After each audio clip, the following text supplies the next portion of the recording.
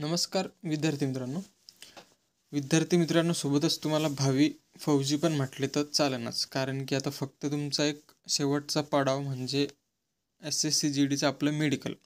ठीक आहे, तर आपलं मेडिकल होणार आहे उद्यापासून, म्हणजेच 12 नोव्हेंबर ते 4 डिसेंबरपर्यंत भैया आपलं मेडिकल चालणार आहे.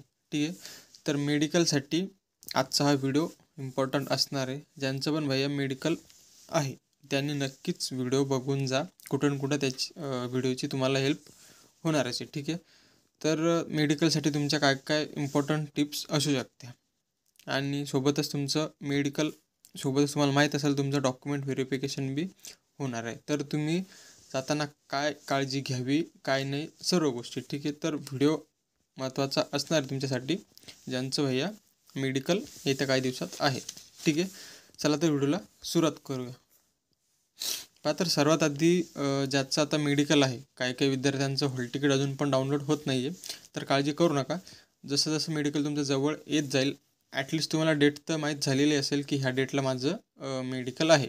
ते कुठं आहे ते पण माहीत झालं नसेल अजून, पण जशी जशी डेट जवळ येईल 4-5 दिवस राहतील, नक्कीच तुमचं हॉल तिकीट तिथे डाउनलोड होणार आहे. तर ते हॉल तिकीटचं तर तुम्ही टेन्शन घेऊ नका की सर मग हॉल तिकीट डाउनलोड नाही झालं आहे, हे ते पोरं भलतंच टेन्शन घेत बसतात. ठीक आहे, तर ते गोष्टी तुमच्या हॉल तिकीट तरी तुमचं नंतर होऊन जाईल. ठीक आहे, तर त्यानंतर सांगायचं झालं आपलं की आपलं मेडिकलसाठी काय काय टिप्स असू शकतात. ठीक आहे, एक्सपिरियन्स आहे मला, त्याच्या बेसवरच मी सांगणार आहे तुम्हाला. ठीक आहे, तर त्यामुळं ते काही लिहायची जरूरत नाही मला, डायरेक्ट अनस्क्रिप्टेड हा व्हिडिओ असणार आहे की ज्या गोष्टी म्हणजे त्या गोष्टीचा एक्सपिरियन्स असते ना, तर ते जास्त काही असं फक्त एक रिमाइंड करून घेतलं मी की काय काय झालं तर बघा. ठीक आहे, त्याच्या बेसवर मी सांगते. तर जर आपण विचार केला 2024-25ची जी भरती म्हणजे याच्या आधीची 2024ची, तर त्या भरतीचा असा सीन होता की आपलं फिजिकल मेडिकल डॉक्युमेंट सर्व गोष्टी एकाच वेळेस होतात. ठीक आहे, तर त्याच्यामुळे आपलं फिजिकल मेडिकल आणि डॉक्युमेंट जवळपास 2 दिवस चालत होतं.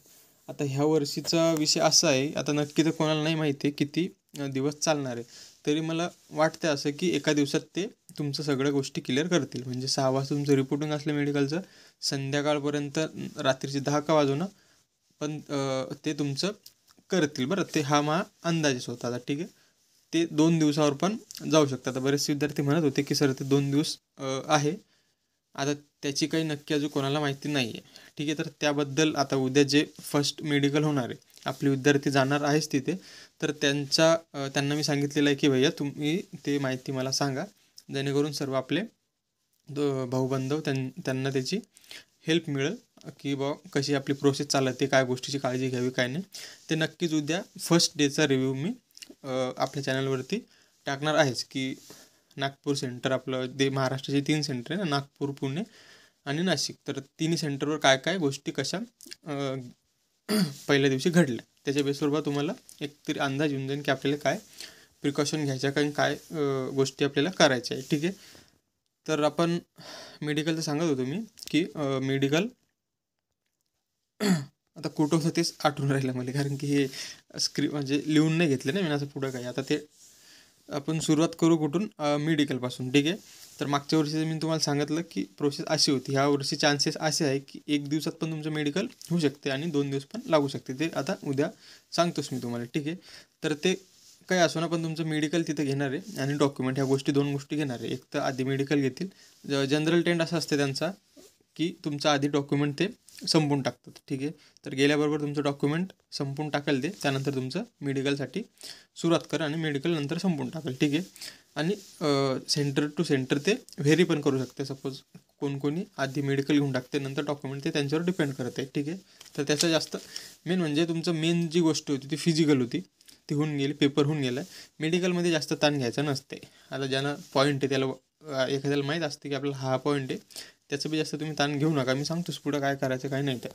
ठीक आहे, तर आपण मेडिकलचं मी सांगत होतो की आता स्टार्टिंगपासून काय तुमची प्रोसेस असणार आहे. ठीक आहे, मेडिकलची तर 6 वाजता तुम्हाला जे तुमचं ॲडमिट कार्ड आहे त्यावरती एंट्री दिलेली आहे की इतक्या वाजता तुम्हाला एंट्री घ्यायची आहे. तर ठीक आहे, त्याच्या एखाद्या घंट्या आधी जवळपास तुम्ही सेंटरवर हजर राहा तुमचा. ठीक आहे, तर आता मेडिकलला जाण्याच्या आधी काय तुम्ही काळजी घेऊ शकता घरूनच. ठीक आहे, तर तुम्हाला माहिती आहे मेडिकल कसं असते, तुम्हाला आयडिया आली असेलच, तुम्ही विचारपूस एवढी माहिती तुम्हाला आली असेलच की मेडिकलमध्ये काय काय काळजी घ्यावं लागते. ठीक आहे, तर मेडिकल जायच्या आधी तुम्ही तुमचं व्यवस्थित बॉडीची सफाई करून घ्यायची. क्लीन म्हणजे बॉडी म्हणजे विषय काय, तुम्ही जाते एक नवीन ठिकाणी, जे आपलं आर्मी म्हणजे काय, आपण SSCGD म्हणजे काय फौजच मानल्या जाते ना, तिकडं जाते तुम्ही, एक रेप्युटेड संस्था आहे ती. आणि तिथे आपण स्वतःला कसं रिप्रेझेंट करतो हे आपले कॉमन सेन्स असते, की आपण कुठं दुसऱ्या ठिकाणी चाललो तर स्वतःला चांगलंच रिप्रेझेंट करायचं. ठीक आहे, त्यामुळेच आपले जे बेसिक कॉमन सेन्स नाही म्हणता येत त्याला, काय म्हणता येईल, बेसिक आपल्या ज्या गोष्टी असतात, म्हणजे आपलं आता मेडिकल होणार आहे ना, आता आपलं कान झालं, दात झाल्या गोष्टी आपण साफ करून गेलं तर तिथे चांगलं राहील. असं नाही की सगळ्यांनीच करून जा, पण जे करू शकते आपण एखादं कोणी, तर करून जा. नक्कीच तुमचं इम्प्रेशन चांगलं पडते. इम्प्रेशन चांगलं पडल्यानं तुमच्या गोष्टी म्हणजे तुम्ही समजू शकता. इम्प्रेशन जर चांगलं पडलं तर कुठून कुठं तुमचा फायदा होतेच तिथं. ठीक आहे, कान तुम्ही साफ करू शकता, कानातला मळ काढू शकता. ठीक आहे, दात ज्याचे जास्तच खराब असतील, लाल पिवळे हिरवे झाले असतील, तर त्यांनी दात बी साफ करून गेलं तर काही अडचण नाही, ते होऊन जाते तिथं. आपल्या तुम्ही हॉस्पिटलवर इकडे तिकडे चौकशी करून ते होऊन जाते दात साफ. ठीक आहे, त्यानंतर झालं हेअरकट बी तुम्ही करून जाऊ शकता. नाही तर बस तुम्ही चालले आर्मीसाठी, तिथे लागते आर्मी नाही, आपलं SSCGDसाठी. तिथे तुम्हाला माहिती आहे फौज म्हणजे डिसिप्लिन असते, आणि तुम्ही चालले डायरेक्ट केस बिस वाढून तिथं, तर मग इम्प्रेशन तुमचं खराब पडेल, कुठून कुठं तुमच्या मेडिकलवर ते प्रॉब्लेम येऊ शकते. ठीक आहे, त्याच्यामुळं शक्य असेल तर आपलं व्यवस्थित मेंटेन सर्व गोष्टी करा. कान झालं, दात गीत त्या गोष्टी, हेअरकट व्यवस्थित करून जा. आपली सेविंग असते, बॉडीवरचे जे आपले एक्स्ट्रा हेअर असतात, सगळ्या गोष्टी क्लीन करून जायच्या. ठीक आहे, आता व्हिडिओमध्ये मी काय सर्व डिटेलमध्ये सांगू शकते. आपला टेलिग्रामचा ग्रुप आहे, त्यावरती मी सांगून देतोच तुम्हाला. ठीक आहे, तर ही झाली सगळ्यात मेडिकलला जाण्याच्या आधीच्या गोष्टी. सोबत जाताना तुम्ही मी झालं मेडिकल, आणि सोबत जाताना तुम्हाला डॉक्युमेंट तर घेणं सोबत आहेच. ठीक आहे, डॉक्युमेंट झाले, हॉल तिकीट व्यवस्थित घ्या तुम्ही. तुमचं जे डॉक्युमेंट मी सांगितलेलं आहे की काय काय लागू शकतात, सोबतच डॉक्युमेंटची झेरॉक्स कॉपी सांगितलेली आहेच मी, ती पण असू द्या. निघायच्या आधी व्यवस्थित सगळ्यात मेन काय डॉक्युमेंट्स आहे. ठीक आहे, काऊन की तुम्ही तुमचा हात काय घरी राहू शकत नाही, तुमचे डोळे बिळे काय घरी राहू शकत नाही, राहून काय राहणार आहे डॉक्युमेंट. त्यामुळे डॉक्युमेंट्स व्यवस्थित निघायच्या आधी चेक करा. ठीक आहे, डॉक्युमेंट सोबत असते काय, झेरॉक्स बिरॉक्स ते काय एवढं हे नाही, तिकडे पण म्हणजे शक्य असेल तर घरूनच घ्या. आता तुम्ही म्हणता सेंटरवर जाऊन तिकडे झेरॉक्स करू, एवढे महान काम नका करू तिकडे जाऊन. ठीक आहे, तर हे डॉक्युमेंट घेऊन हे सगळ्या गोष्टी सोबत घेऊनच जा. आणि सोबतच तुमचं आता तुम्हाला माहिती आहे हिवाळा चालू आहे, थंडीच्या जे सामान असेल तुमचं स्वेटर बिटर, चादर बिदर, सगळ्या गोष्टी आपल्या सोबत असू द्या. ठीक आहे, आणि खाण्यापिण्याचं सामान बी सोबत असू द्या, कारण की तिथं एकदा अंदरमध्ये एंट्री भेटली तर आपल्याला ज्या गोष्टी सूट होतात त्या भेटत नाही. त्याच्याकडे जे अवेलेबल असतात ते तिथं काय विकतात, समोसा, कचोरी, भजे ते विकतात फक्त. ठीक आहे, तर ते अशा गोष्टी तिथं अवॉइड करा मेडिकलमध्ये. तुम्ही आपलं जे फ्रूट्स बीट्स त्या गोष्टीसोबत घेऊन जा. कोणाला इलेक्ट्रोलन त्या गोष्टीसोबत असू द्या, तुमचं खाण्यापिण्याचं सामान जे ज्याला सूट होत असेल ते, असं सांगा तुम्ही. ठीक आहे, तर ह्या झालं मेडिकलच्या आधीच्या गोष्टी. ठीक आहे, आता हे बेसिक गोष्टी आहे, पण मी सांगते बघ की कोणाकोणाला नाही माहीत राहत. ठीक आहे, तर त्यानंतर सर्वात आता हे झालं तुमच्या मेडिकलच्या आधीच्या गोष्टी. ठीक आहे, तर तुमची झाली एंट्री, 6 वाजता तुमची एंट्री होणार आहे, त्याच्या आधी थोडं तुम्ही तिथं हजर राहायचं. ठीक आहे, तर एंट्रीच्या आधी काय आहे, जेव्हा तुमची एंट्री होईल म्हणजे तुम्ही ज्या गेटच्या अंदर पाय टाकसाल त्याच्या आधी भैया, फौजमध्ये सगळ्यात मेन असते डिसिप्लिन. तर ते डिसिप्लिन तुम्हाला मेंटेन करणं आहे. असं नाही की आपण घरी कोणी सांगितलं आपल्याला जरासं काम की भाई ती चहा इकडे घे रे, ते पेन दे रे, हे दे रे, तर तिथं आपला उद्धटपणा म्हणा का काय ते आपलं दाखवायचं नाही. कारण की फौज भाई तिथं डिसिप्लिन लागतील, ती डिसिप्लिन तुम्ही मेंटेन केली पाहिजे. नाही मेंटेन केली तर तुमच्यावरच काही कारवाई होऊ शकते, नाहीतर तुमचं मेडिकलमध्ये काही प्रॉब्लेम होऊ शकते. ते बेसिक गोष्टी की आपण कोणाला कोणी आपल्याला काही सांगितलं आणि आपण त्याला अडेलपणावरून करू राहिलो तर ते कुठून कुठं आपल्याला प्रॉब्लेम येतेच. त्यामुळे जेवढं व्यवस्थित कॉपरेट करता येईल त्यांना व्यवस्थित करा, कारण की ते ऑलरेडी फ्रस्ट्रेट असतात. कारण की रोज आता पहिला दिवस म्हणजे ते पहिली बॅच असणार. आता तुम्ही सर्व विद्यार्थ्याचा पहिल्या दिवशी नाही ना, तर ते 12-12 घंटे, 14-14, 15-15 घंटे ड्युट्या करून राहिले तर ऑलरेडी, त्याच्यामुळे ते फ्रस्ट्रेटेड असतात. त्यांना जास्त अजून तास देऊ नका. बेसिक गोष्टी विचारू नका, सर पेन कुठे आहे, सर पेन द्या, सर गोंद द्या, सर हे द्या, सर ते द्या. ते आधीच किर व्हायला राहते. त्याच्यामुळं जेवढं जास्त कोऑपरेट करता येईल तेवढंच स्मूथली आपलं मेडिकल आपलं चालणार आहे. ठीक आहे, तर त्यानंतर अजून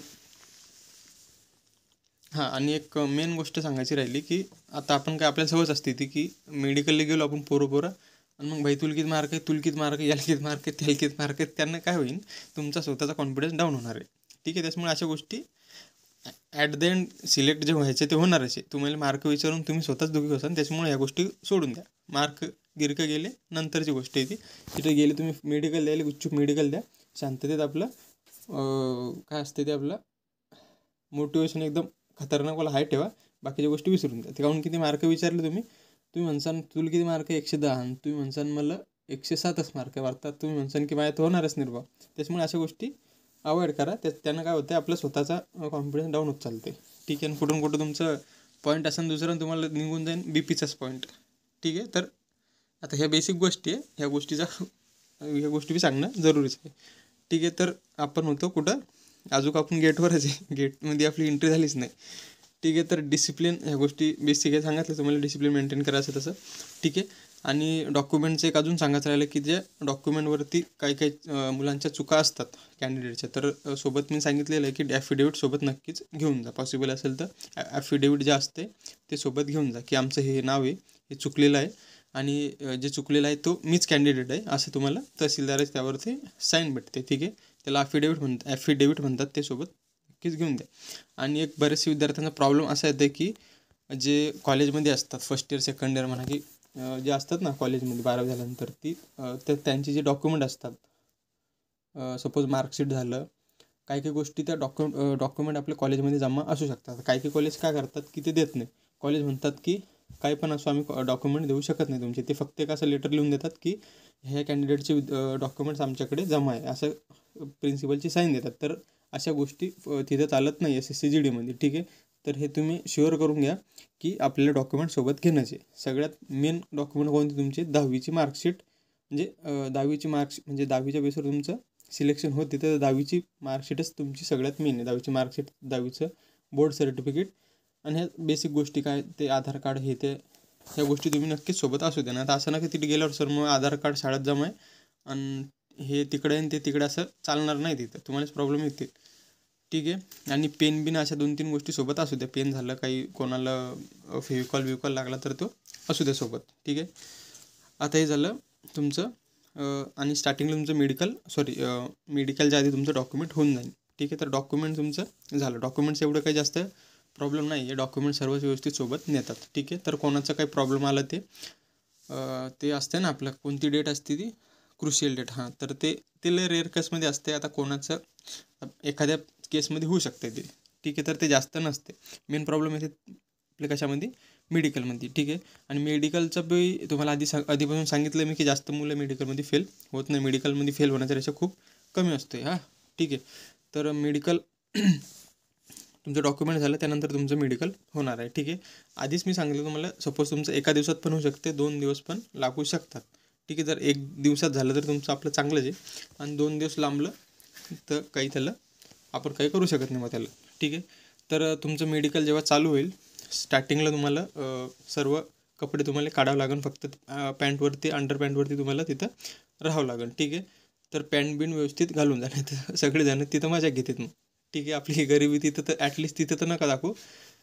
ठीक आहे. तर तिथे गेल्यानंतर मेडिकलमध्ये सगळ्यात आधी तुम्हाला एका मोठ्या हॉलमध्ये तिथं जमा करेल. जेव्हा तुमचे डॉक्युमेंट होतील त्यानंतर मेडिकलसाठी एका हॉलमध्ये मोठ्या जमा करा. ठीक आहे. तर तिथं हुशारी काय करायची, आपले ज्या विद्यार्थ्यांना 6x6 तिथं चेक करतात ना, तिथं 6x6चा एक चार्ट दिलेला असते. ते असते ना ABCD कमी अक्षरात, माहीत असेलच तुम्हाला ते. आता ते मी त्याचा फोटो डाउनलोड नाही करून घेतला याच्यामध्ये. ते ABCDचा जो चार्ट असते ना 6x6चा, तो डायरेक्ट ज्याला 6x6चा प्रॉब्लेम असेल, एक पेन सोबत ठेवायचा आणि हातावर लिहून टाकायचे जे लेटर आहे. कारण की 6x6मध्ये काय विचारतात ते, की वरतून तिसरी ओळ आहे, ते काय म्हणतात, ऊपर से तीसरी लाईन में तिसरा अक्षर कोणसा आहे असं विचारतात ते. ठीक आहे. तर तो चार्ट आपण ज्याला प्रॉब्लेम असेल बिना दिसायचं डायरेक्ट तुम्ही पाठ केलं पाहिजे. म्हणजे लिटरली आमच्यासोबत काय पोर होतं त्याला काहीच दिसत नव्हतं पुढचं. 6x6 त्याचं खतम होतं डायरेक्ट, त्याला दिसतच नव्हतं. तर त्यानं काय केलं, तर हातात लिहिलं आणि 1 घंटा तेच पावरायला, पण डायरेक्ट त्यानं पाठ करून टाकलं त्या अक्षरशः तिथं. आणि डायरेक्ट त्याला जर विचारलं की खालून तिसरं अक्षर कोणतं आहे, खालून तिसऱ्या लाईनमधलं हे काय ते काय, ते डायरेक्ट सांगत होतं. तर असं करून तुम्ही हुशारीने तुमचं पॉईंट एक क्लिअर करू शकता. ठीक आहे. त्यानंतर कलर ब्लाइंडनेसचा, ठीक आहे. आता पॉईंट एखाद्याला असते, कोणता बी पॉईंट आपल्याला माहिती आहे की हा आपल्याला पॉईंट भेटू शकतोय, एखाद्याला माहीत असते आणि एखाद्याला नसते माहीत, ठीक आहे. जर एखाद्याला माहीत आहे आपल्याला हा पॉईंट भेटू शकते, तर काय करायचं, आपला कॉन्फिडन्स तिथं एकदम हाय ठेवायचा, ठीक आहे. जेणेकरून पॉईंट असल्या बी तर ते आपल्या चेहऱ्याकडे पाहून, कारण की ते डॉक्टर असतात त्याला तेव्हा समजते की हे थोडं घाबरू राहिलं म्हणा. शेवटी ते पॉईंट असलं तर पॉईंट देणारच, पण कुठून कुठं फरक पडतेच, आपला कॉन्फिडन्सचा फरक पडते. त्यामुळे कॉन्फिडन्स असू द्या. तुम्हाला व्हेरिकोस व्हेनचा प्रॉब्लेम आहे, समजूच देऊ नका मला व्हेरिकोस व्हेन, मला हाईच नाही समजायचं. त्यांनी विचारलं बी की तर नाही भाई मला हाईच नाही डायरेक्ट, असं तुम्ही म्हणजे पडते बा ह्या गोष्टीचा पण फरक पडते तिथं, ठीक आहे. आणि हां, बाकीचे म्हणजे कोणता पॉईंट आहे मला त्याचा तुम्ही जर विचार करत आहे, तुम्ही ताण घेते, तर सीन काय होऊन जाते, तुमची BP हाय होऊन जाते तिथं. तर BPचा बी पॉईंट भेटते. त्याच्यामुळं एकदम नॉर्मल राहा, रिलॅक्स राहा, फ्री राहा, व्यवस्थित तुमचे मेडिकल होऊनच जाणार आहे, ठीक आहे. त्यानंतर कलर ब्लाइंडनेसचे मी सांगितलंच, तो चार्ट असते. कलर ब्लाइंडनेससाठी एक चार्ट असते, त्याच्यात हिडन लिहिलेलं असतं, म्हणजे ABCD असं काही बी लिहिलेलं असते हिडनमध्ये. सपोज ते थोडं ज्याला काय म्हणतात कलर ब्लाइंडनेस असते, एखादा कलर त्याला दिसत नाही, तो चार्ट तुम्ही बघू शकता. फोनमध्ये बी ती PDF भेटतीस कलर ब्लाइंडनेसची, ती थोडी वाचत चालायची. जसं मेडिकल येते, नाही तर ट्रेनमध्ये जाता जाता म्हणा का थोडं माइंडमध्ये टाकून द्यायचं, ते वाचून घ्यायचं ते, ठीक आहे. त्यानंतर आपलं काय असणार आहे, युरिन टेस्ट आणि त्या पण गोष्टी असतात. मेडिकलचं एक थोडं शॉर्टमध्ये सांगायचं झालं तर सगळ्यात आधी तुमचं एका हॉलमध्ये तुम्हाला असं व्यवस्थित गोळा करून तिथं तुमचं म्हणजे सर्वांचं कॉमन काय चेक करतात, तुमचे डोक्यापासून असं वन फ्लोमध्ये चेक करतात. ते डोक्यापासून पायापर्यंत असं तुमची बॉडी स्कॅन मारल्यावर ते डॉक्टर सेंटरमध्ये उभे राहतात, असे 10-10चे ग्रुप करून, आणि व्यवस्थित बघतात कोणामध्ये डिफेक्ट वाटला. सपोज आता नॉकनी झाले, व्हेरिकोस व्हेन, अशा गोष्टी ह्या जनरलमध्ये चेक करतात 10-10 जणांच्या, 15-15 जणांच्या ग्रुपमध्ये. आता डिपेंड कसं करते डॉक्टर, कोणता डॉक्टर चांगला असते तो लाईटली घेते, कोणता डॉक्टर घरून बायकोसोबत भांडणं करून आला तर ते तुमचा गेम करून टाकते तिथं, असं केस होतात तिथं. समजा ते डॉक्टर टू डॉक्टर डिपेंड करते. एखाद्याला पॉईंट असून बी तो पास होते, एखाद्याला नसून बी त्याचा गेम होऊ शकते, ठीक आहे. तर त्याला आपण काही करू शकत नाही, ठीक आहे. तर तसे जनरलमध्ये काय कोणत्या कोणत्या गोष्टी चेक होतात, आपलं नॉकनी झालं, आपलं व्हेरिकोस फेन, या अशा गोष्टी ह्या जनरलमध्ये चेक होतात. म्हणजे असं फक्त बघूनच चेक होतात. ते कोणाला वाटलं प्रॉब्लेम आहे, मग त्याला नॉकनी जर वाटत आहे त्याला, मग त्याच्याजवळ जाईन ते डॉक्टर, मग म्हणून मग तुझे पाय चिपको, असं कर तसं कर, असं फक्त हे जनरलमध्ये चेक करतात, हे 2-3 गोष्टी, ठीक आहे. त्यानंतर काय करतात, एक टेंट असते डॉक्टरचा प्रत्येक, त्यामध्ये मग 10-10 मुलाला बोलवतात अंदर टेंटमध्ये. मग तुमची पूर्ण बॉडी व्यवस्थित, तुम्हाला ते माहीतच आहे काय काय चेक करतात, सगळ्या गोष्टी चेक करतात, तुमचे प्रायव्हेट पार्ट सगळ्या गोष्टी चेक करतात. तिथं एक टेंट असते त्यामध्ये, ठीक आहे. तर त्यानंतर ही एक प्रोसेस झाली, आणि सोबतच तुमचं युरिन टेस्ट आणि एक्सरे, ह्या 2 गोष्टी पण होत असतात. एक्सरे ते सगळ्यात लास्ट होते तुमचं कॅम्पमध्ये. सहसा एक्सरे आणि युरिन टेस्ट तुमची होत नाही, तुम्हाला बसमध्ये बसून कॅम्पच्या बाहेर द्यायला लागतं, कारण की एक्सरेची मशीन आणि ते काही सहसा राहत नाही. काही काही ठिकाणी असू शकतं अवेलेबल, त्याचं काही म्हणत नाही मी, पण सहसा तुमचं हेच ट्रेंड असते की युरिन टेस्ट आणि एक्सरे मशीन तुमची बाहेर असते. सिटीमध्ये म्हणा, नाही तर बसमध्ये बसून कुठेतरी नाही, ते तुम्हाला एक्सरे करून वापस आणते. तर काय की बरोबर काय करते, सिटीमध्ये नेलं तर बस तिकडंच नाश्ता करायला जाते, कोणी चहा प्यायला जाते, तसे काही तमाशे करू नका तिथे गेला, ठीक आहे. तर आय थिंक तुमचे लय मोठ्या गोष्टी क्लिअर झाल्या असतील यामध्ये, ठीक आहे. आता मी ते व्यवस्थित काही लिहिलेलं नव्हतं, थोडं मर्ज झाल्या सगळ्या गोष्टी, पण येईन तुम्हाला व्हिडिओ कामीचा, वाटणच तुम्हाला काही ना काही गोष्टी यातल्या व्हिडिओमधल्या, ठीक आहे. तर आजच्या व्हिडिओमध्ये एवढंच, आणि नेक्स्ट व्हिडिओ जो असणार आहे आपला, तो नक्कीच आपला जे मेडिकल होईल फर्स्ट डेचा रिव्ह्यू, म्हणजे त्यामध्ये तुमचं त्यामध्ये नाशिक आणि नागपूर हे 3 सेंटर आहे आपल्या महाराष्ट्राचे. त्यामध्ये कशी आपली प्रोसेस झाली, काय काय आपले चॅलेंजेस, म्हणजे जे जे असं आपलं पहिल्या दिवशी झालं, त्याबद्दल नक्कीच पुढचा व्हिडिओ येणार आहे. त्यामुळे पुढचा व्हिडिओ तुम्ही नक्कीच बघा, ठीक आहे. भेटूया पुढच्या व्हिडिओला. तोपर्यंत जय हिंद, जय महाराष्ट्र.